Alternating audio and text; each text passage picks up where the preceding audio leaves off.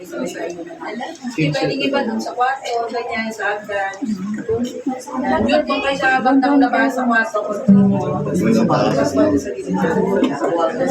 Sa kusina, mga nanay. Kwarto ni Joshua, kwarto niya yun. Wait, Trish. Sa kwarto lang. Nandun yung pagkain, baka pumasok. Dito na lang tayo. Dito na lang tayo. Sina, siyang. Ano na preso? Yakapin mo yung ano, siya daw.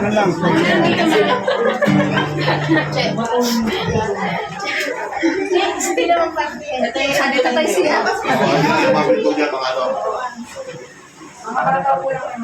Sa taas na tayo. Okay na, tayo ay sabay-sabay na panalangin at panalangin ang kahanang ito at ihandog ang tantirahang ito. Ama namin Diyos, lubos na mapagmahal at mapagkaruga. Dumudulog po kami ngayon sa inyong harapan para po sa aming kapatid na sila Quintani at Susan Kapitínay at kanyang mga anak na ngayon ay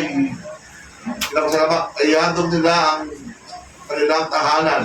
Minsan pa ay pinatunayan mo kung paano ikaw ay mamalasakit sa amin, paano binigay ang aming mga pangailangan. Salamat po sa pagkapalang ibinigay niyo sa aming mga kapatid. Hinihiling po namin sa inyo ngayon na lahat na ikaw ay tunay na may-ari nito.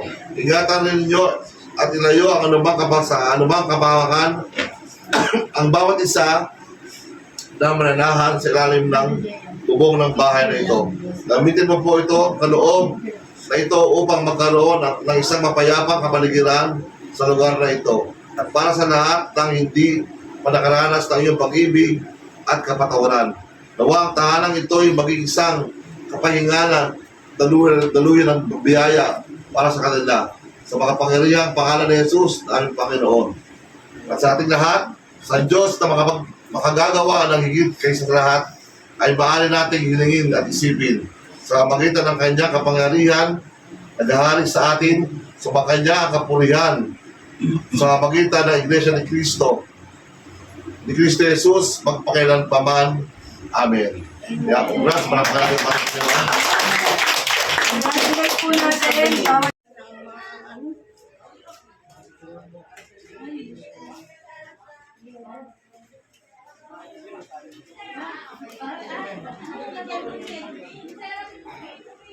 Kulang-kulang naman yung mga